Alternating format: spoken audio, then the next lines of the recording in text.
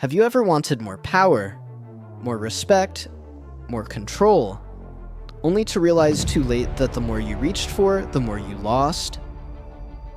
This is the story of an emperor who ruled an entire empire, yet ended up with nothing. Because sometimes, the greatest loss comes from wanting too much. Long ago, in a vast kingdom surrounded by fertile land and golden cities, there lived an emperor named Aurelian. He was not born cruel. In fact, he was admired. Aurelian believed a strong ruler must never stop expanding. More land, more wealth, more obedience. He said yes to every ambition and no to every warning. When generals asked for soldiers, he gave them thousands. When advisors demanded higher taxes, he approved them. When nobles wanted favors, he granted them all. The empire praised him for his generosity and strength.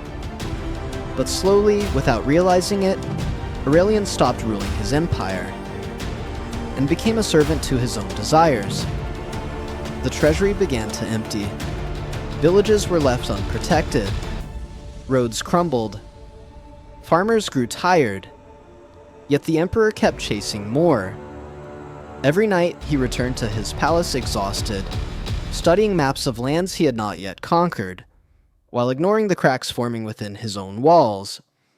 His old tutor once asked him, "My emperor, when will you protect what you already have?"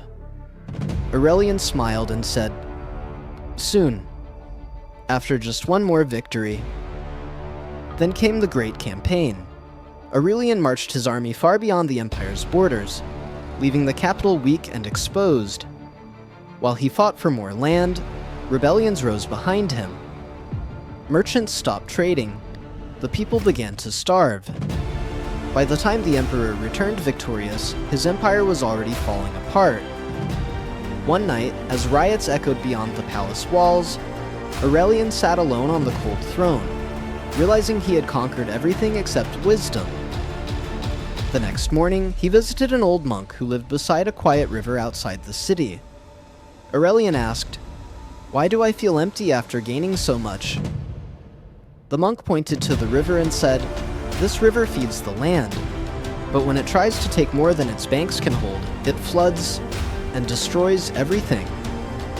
Then he looked at the emperor and said, "Desire without limits becomes destruction."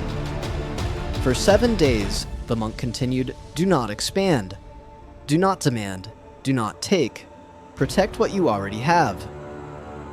At first, it felt wrong. Generals demanded new campaigns. Nobles demanded wealth. Aurelian said, "Not today." Some were shocked. Others were angry. But the empire began to breathe again. He restored the treasury, repaired the roads, reduced the burden on his people. For the first time, the emperor felt something unfamiliar. Peace.